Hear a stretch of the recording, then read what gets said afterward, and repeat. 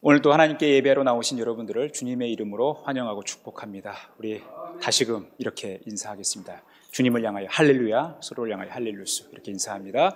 주님을 향하여 할렐루야, 서로를 향하여 할렐루스. 주님을 향하여 주님을 높이고 서로를 향하여 서로를 축복하는 것입니다. 다시 한번 인사합니다. 주님을 향하여 할렐루야, 서로를 향하여 할렐루스. 예, 앞으로 설교 전에 계속 이렇게 인사하겠습니다. 제가 혹 까먹더라도 여러분들이 눈치를 좀 주십시오. 그래서 이렇게 인사하도록 하겠습니다. 사랑하는 성도 여러분, 우리는 지난 3시간에 걸쳐서 연력학 법칙들 속에서 발견되어지는 믿음의 눈에 대해서 함께 말씀을 나눴습니다. 연력학 제1법칙, 질량 보존의 법칙 혹은 에너지 보존의 법칙이라고 일컬어지는 연력학 제1법칙에서 발견되어지는 믿음의 눈, 그리고 엔트로피의 법칙 혹은 네트로피의 법칙이라고 부를 수 있는 연력학 제2법칙에서 발견되어지는 믿음의 눈, 그리고 절대 원도의 법칙이라고 불려지는 연력학 제3법칙에서 발견되어지는 믿음의 눈을 우리의 삶 속에, 우리의 영적인 삶에 적용하는 시간을 가졌습니다. 오늘은 이 세 법칙의 토대와 같은 연력학 제0법칙에 대해서 함께 말씀을 나누겠습니다. 0법칙 하니까 좀 이상하지만 이 법칙이 존재하는 것입니다. 이 연력학 제0법칙이라는 것은 열평형 법칙이라고 해요. 두 시스템이 각각 세 번째 시스템과 열적 평형 상태에 있으면 그 두 시스템도 서로 열적 평형 상태에 이른다는 법칙이에요. 무슨 말씀인지 모르겠죠? 저도 무슨 이야기인지 모르겠습니다. 이 내용을 알 수 있는 사람은 우리 교회에 단 한 명 존재합니다. 그런데 오늘 보이지가 않네요. 그래서 이걸 쉽게 표현하면 A라는 물체와 B라는 물체가 열적 평형 상태에 있고, 또 B와 C의 이 물체가 열적 평형 상태에 있으면 이 A와 C는 열적 평형 상태를 이룬다라는 의미예요. 이것도 무슨 말씀인지 모르겠죠? 그림으로 설명해 드리겠습니다. 뜨거운 물체와 차가운 물체가 만나서 시간이 경과하면 이 물체는 미지근한 상태를 유지하다가 결국 온도가 같아진다는 거예요. 그러니까 이 우주에 존재하는 모든 물체는 에너지의 이동이 있지 않고 그 열이 보존되어진다는 것입니다. 그 열이 평형 상태를 유지한다는 거예요. 왜냐하면 보이지 않는 지혜를 가진, 의도적 계획과 설계를 가진 이 지혜의 에너지가 작용하기 때문에 그렇다라는 것입니다. 그래서 이 열평형 법칙이, 이 연력학 제0 법칙이 조금 더 발전해서 이 평행 이론이라는 말을 만들어내는데, 이 평행 이론이라는 것은 서로 다른 시공간에 존재하는 서로 다른 사람의 운명이 같은 식으로 반복되거나 대부분 같은 패턴으로 전개될 수 있다라는 것입니다. 예를 들어서 존 F 케네디와 아브라함 링컨이 서로 다른 시간 속에 살아가고 서로 다른 장소에서 살았지만 이들이 의원이 된 해, 그리고 대통령으로 존재하다가 암살을 당한 해, 그리고 그 암살을 당한 인물, 그리고 그 이후에 부통령으로서 그 정권을 이어가는 부통령들의 이름의 모습 속에서 매우 흡사한 모습들이 발견된다는 거죠.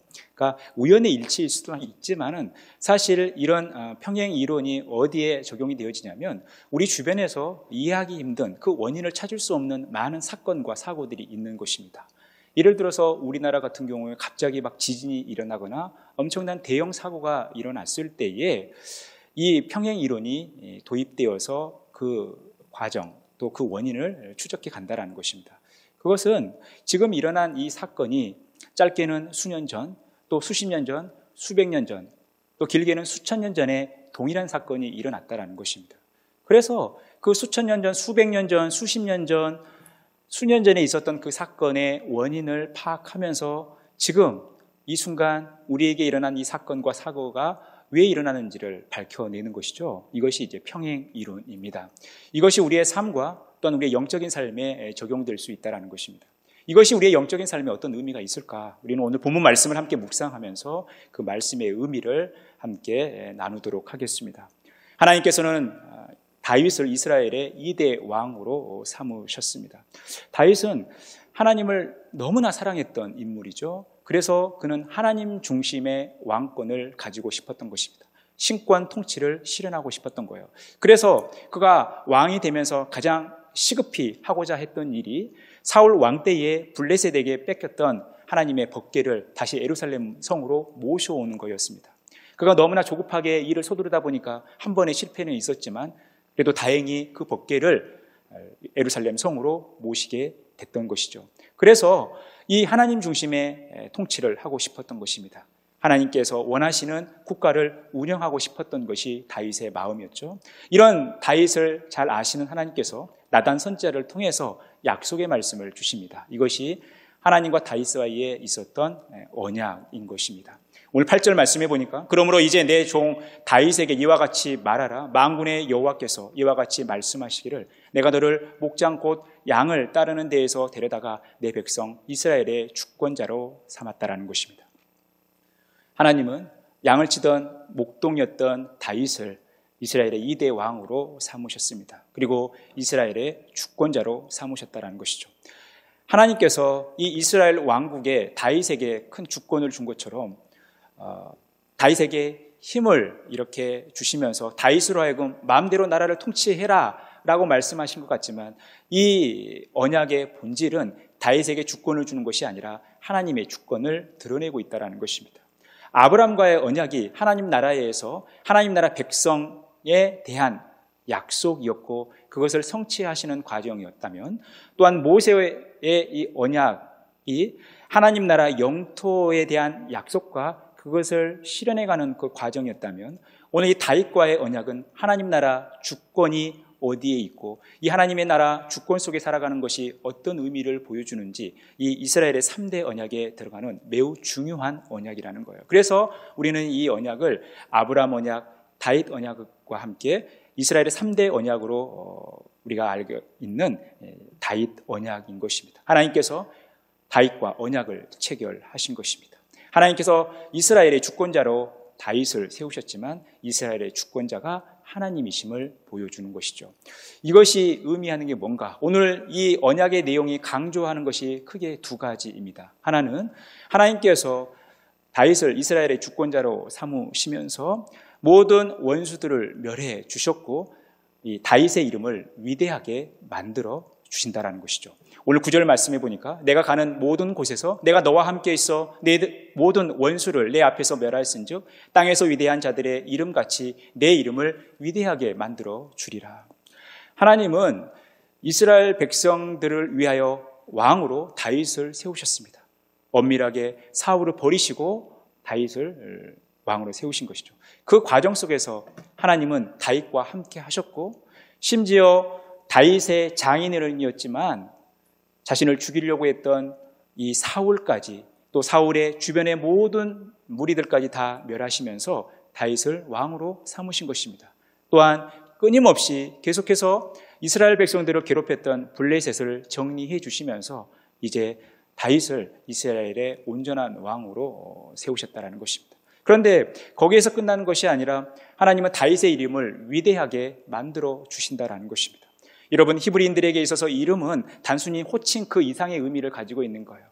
그 사람의 환경, 배경, 그리고 미래적 애원과 소원을 그 이름에 담는 거죠.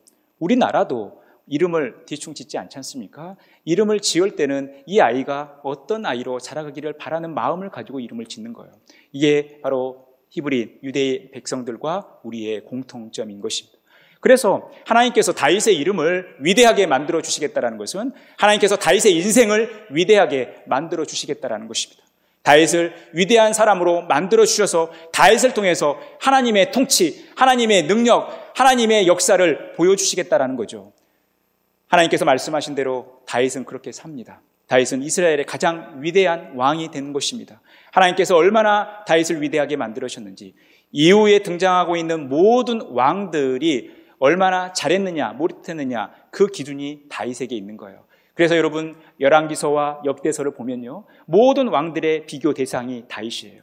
다윗과 같이 행했으면 그는 훌륭한 왕입니다. 그런데 다윗과 같이 행하지 않았으면 그 왕은 훌륭하지 못한 왕인 거예요. 그러니까 모든 왕들의 평가의 기준은 다윗에게 있었던 거예요. 다윗의 이름을 그렇게 위대하게 만들어 주신 것입니다. 또한 이 시대에도 이 다윗은 이스라엘에 엄청난 영향력을 가지고 있죠.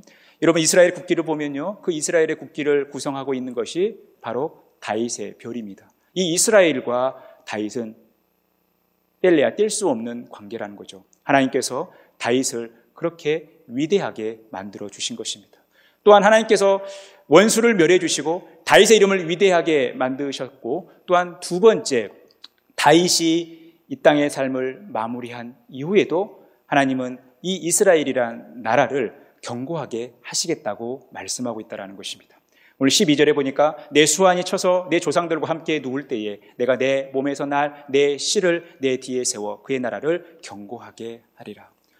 다윗이 통치하는 기간 동안만 하나님께서 견고하게 하신 것이 아니라 이 다윗과의 약속 때문에 이 다윗 이후로 태어나는 솔로몬 왕도 하나님께서 그 나라를 견고하게 하시겠다라는 것입니다.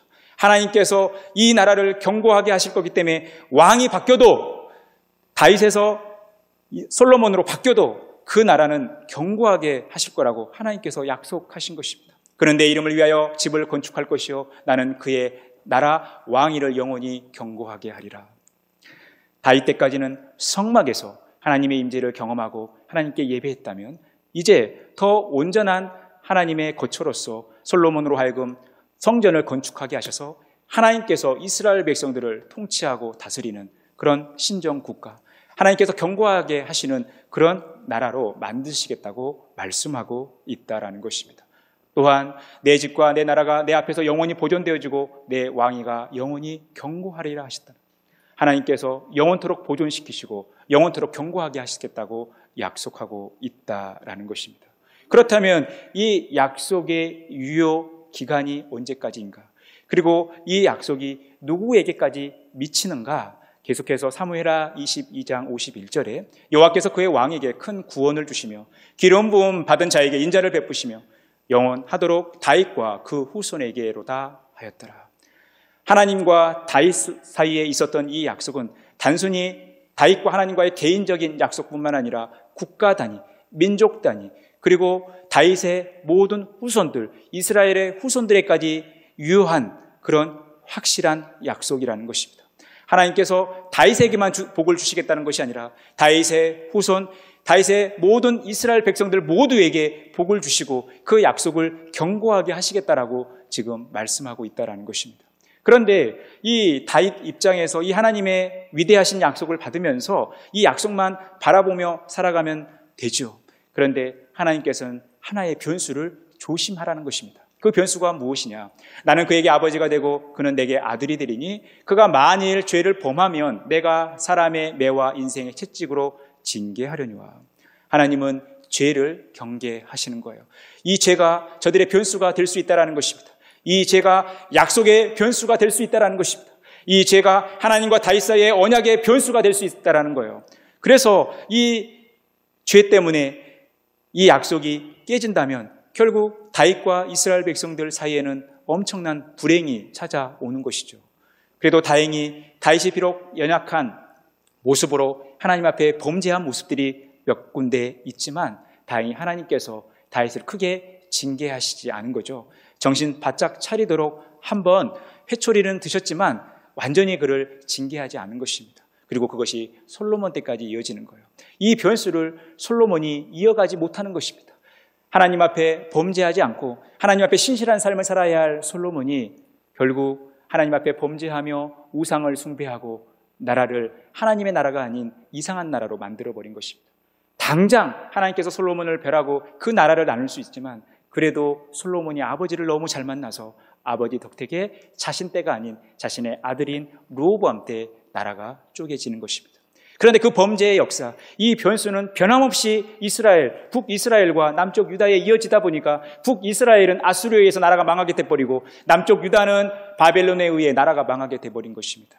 바로 하나님과 다윗 사이에, 하나님과 이스라엘 백성들 사이에 그 언약이 파기돼버린 거죠. 그것이 바로 언약 파기인 것입니다. 이스라엘의 죄는 하나님의 약속을 잊게 했고 파기시켜 버렸다라는 것입니다. 이것이 바로 우리 인간의 역사이라는 것이죠. 그런데 하나님께서 이런 이스라엘의 패악과 죄, 그들의 연약함에도 불구하고 그 약속을 버리지 않고 그 약속을 새롭게 이어가시는 그 모습을 보게 됩니다. 이스라엘이 망하는 과정 속에서도 하나님은 이사야 선지자를 통해서 소망을 주시는 거예요.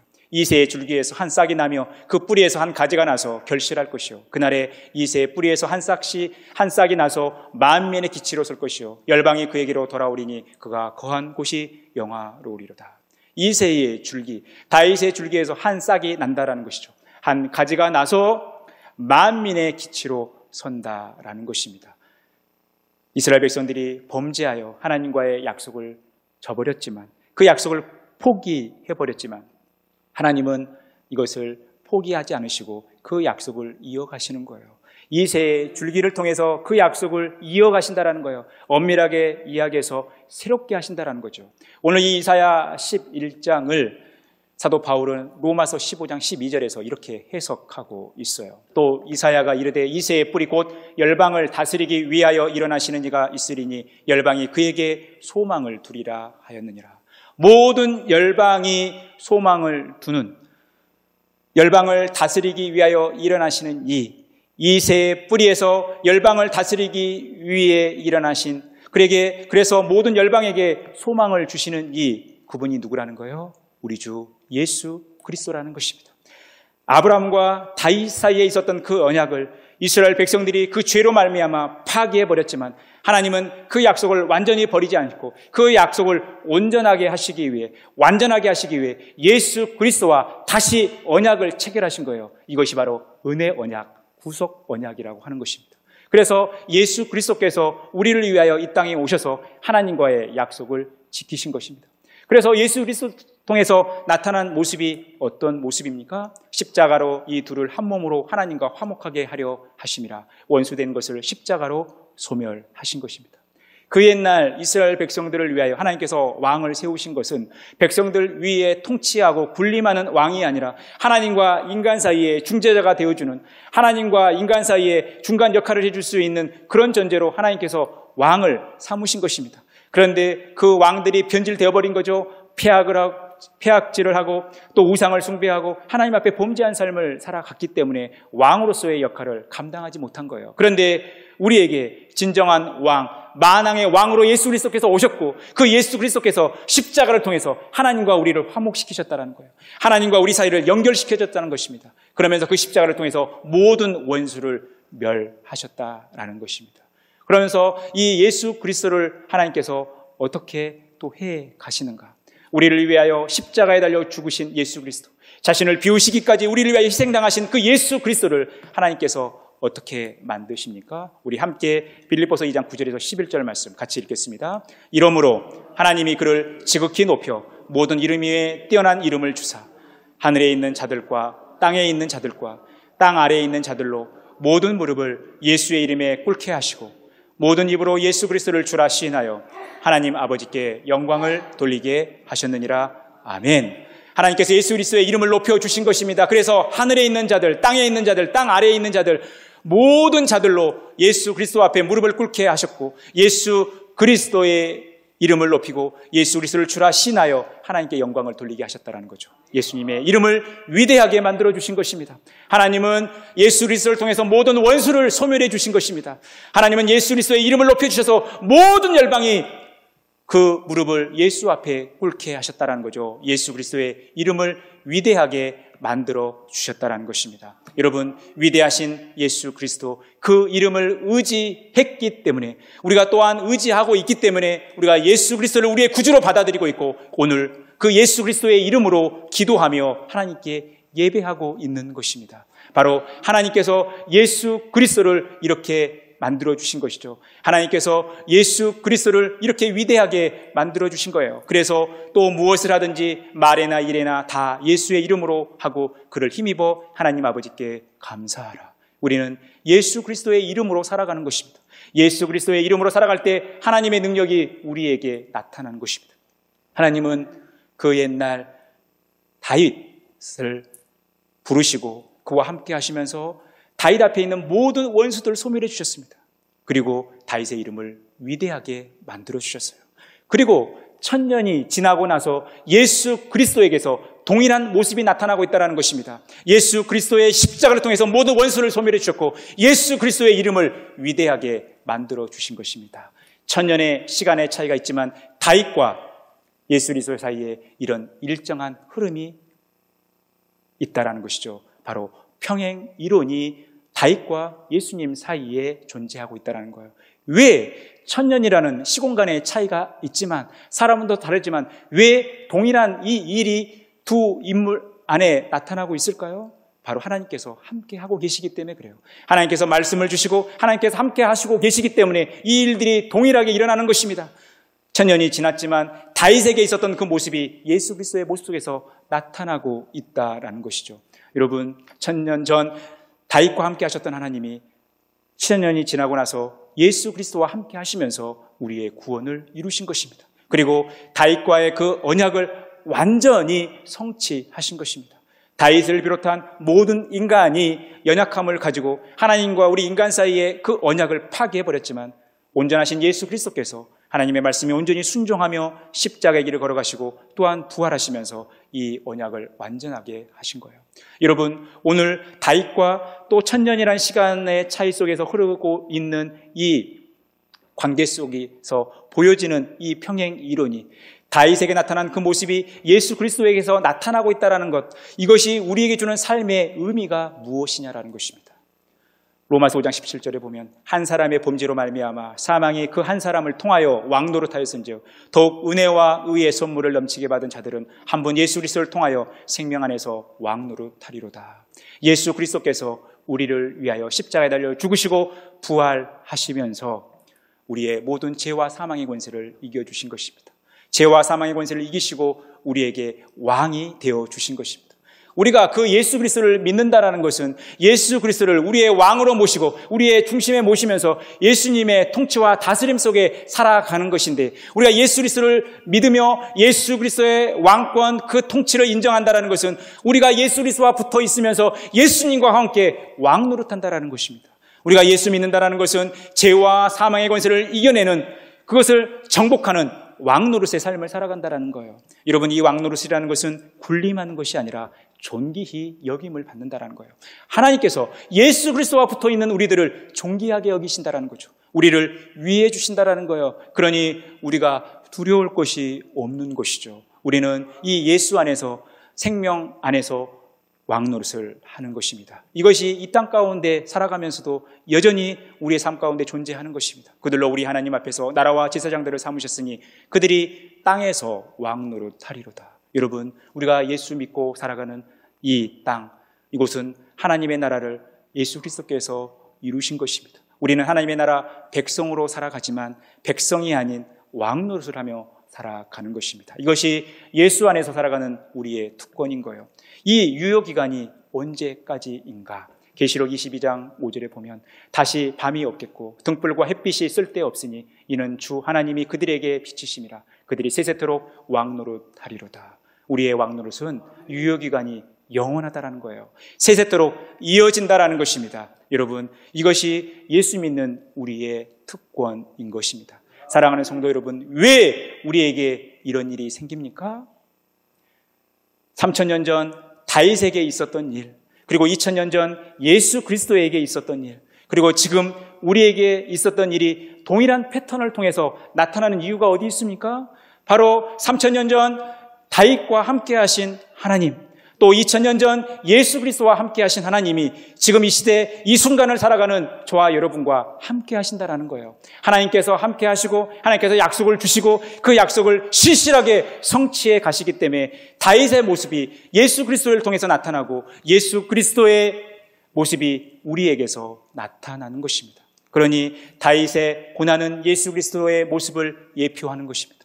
또한 다윗의 영광은 예수 그리스도의 영광을 예표하는 거예요. 그래서 이 시대를 살아가는 우리들이 이제 다시 오실 예수 그리스도를 예비하며 예수 그리스도께서 가신 길을 똑같이 걸어가는 거예요. 이것이 바로 작은 예수의 삶이다라고 우리가 이야기하는 것입니다.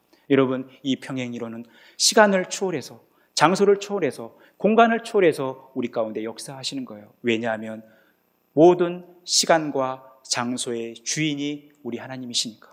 하나님은 3000년 전에도 계셨고 2000년 전에도 계시고 지금도 여전히 우리와 함께 하시기 때문에 우리는 이 지혜의 에너지 대신 그 하나님, 의도적인 목적과 설계를 가지신 지혜를 가지신 하나님이 여전히 우리와 함께 하심을 믿고 나아가는 것이죠. 이것을 보는 눈이 믿음의 눈, 바로 평행이라는 것입니다. 우리는 이 믿음의 눈을 가지고 하나님의 세계를 바라보는 것입니다. 하나님의 일하심을 바라보는 거예요. 그래서 여러분, 우리가 이 믿음의 눈을 가지셔야 돼요. 이 믿음의 눈으로 하나님께서 시대를 초월하여 역사하시는, 어디에서나 계시는 편재하신 하나님, 전능하신 하나님을 바라보는 복된 삶 살아가셔야 한다는 것입니다. 여러분, 이것이 우리가 믿음의 눈을 가지고 살아가는 삶이에요. 우리가 믿음의 눈을 가지고 살아갈 때 우리에게 어떤 혜택이 있냐라는 것입니다. 우리가 어떻게 살아갈 수 있냐라는 것입니다. 우리 로마서 8장 37절에서 39절 말씀 같이 한 목소리로 읽겠습니다. 이 모든 일에 우리를 사랑하시는 이로 말미암아 우리가 넉넉히 이기느니라. 내가 확신하노니 사망이나 생명이나 천사들이나 권세자들이나 현재일이나 장래일이나 능력이나 높음이나 기품이나 다른 어떤 피조물이라도 우리를 우리 주 그리스도 예수 안에 있는 하나님의 사랑에서 끊을 수 없으리라. 하나님이 우리와 함께 하시기 때문에 우리는 넉넉히 이긴다라는 것입니다. 겨우 이기는 것이 아니라 넉넉히 이긴다라는 거예요. 그래서 사망이나 생명이나 천사들이나 권세자들이나 현재일이나 장래일이나 능력이나 높음이나 다른 어떤 피조물도 우리를 그리스도 예수 안에 있는 하나님의 사랑에서 끊을 수 없는 거예요. 여러분, 우리는 이것을 믿고 가는 것입니다. 우리는 믿음의 눈으로 이 하나님의 일하심을 보는 것입니다. 하나님이 우리를 위하시면 그 누가 우리를 어떻게 하겠어요? 누가 우리를 대적하게 하겠습니까? 독생자를 아끼시지 않고 우리에게 주신 하나님이 우리와 함께 하시는데 그 어떤 원수가 우리를 멸하려 들겠습니까? 하나님께서 넉넉히 이기게 하신다는 것입니다. 여러분, 이 믿음의 눈을 가지고 3000년 전 다윗과 함께 하셨던 하나님, 2000년 전 예수 그리스도와 함께 하신 하나님, 그 하나님이 저와 여러분과 지금도 함께 하심을 믿고 믿음의 길을 온전히 걸어가셨으면 좋겠습니다. 사랑하는 성도 여러분, 믿음의 길을 걸어가면서 여전히 삶의 고난과 어려움이 있습니까? 여러분, 우리가 예수 믿는다고 해서 고난이 없는 것이 아닙니다. 예수 믿어도 병들 수 있고, 예수 믿어도 가난해질 수 있고, 예수 믿어도 높은 자리에 올라가지 못할 수 있어요.